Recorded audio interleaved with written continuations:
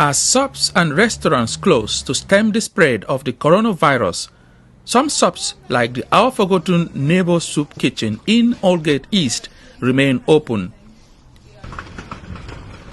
Every Thursday, trolleys loaded with food items are pushed along this London street and readied for collection at Thornby Hall for hungry Londoners to collect for free.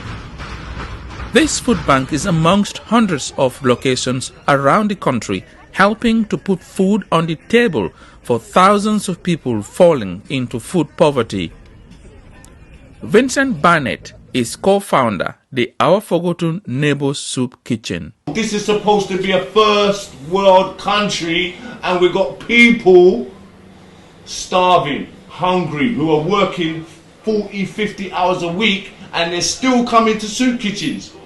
You've got offices near my office that are empty, and the lights are on all night long, and there's people sleeping in the doorways.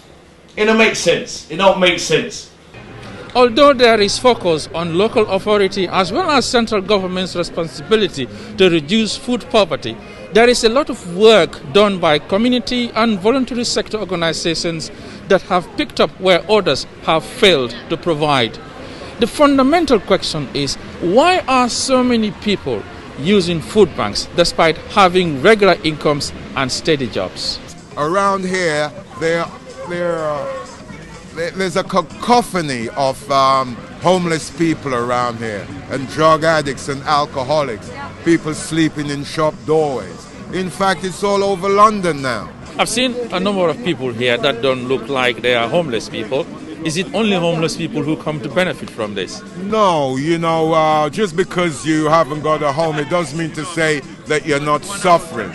It doesn't mean to say that you've got food in your cupboard. It doesn't mean to say that you've got heating, or hot water, and a lot of people are falling on hard times, especially through the COVID thing. A lot of jobs have been lost.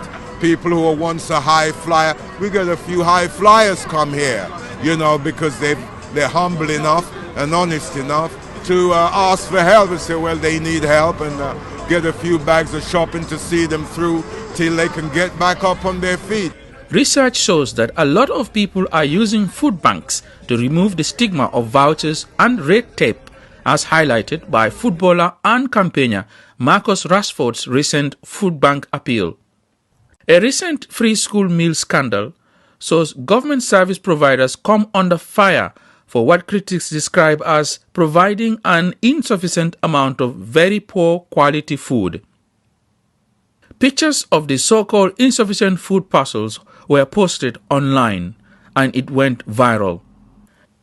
The viral pictures attract condemnation from industry players such as Dr. Mohammed Hashi, Labour Councillor for Lambeth, who co-founded the Brixton Soup Kitchen. It shows that they haven't got any contact with someone that's going through poverty, because when you look at what they gave, that's something you couldn't give your rabbit for a week, let alone humans.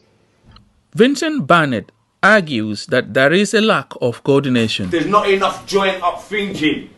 How can you have one borough trying to help a set of people, but the next borough next door is not prepared to help? They're not communicating. It don't make no sense. The charity Sustain UK says as many as 4 million people in the United Kingdom are at risk of going hungry, despite London being one of the richest countries in the world.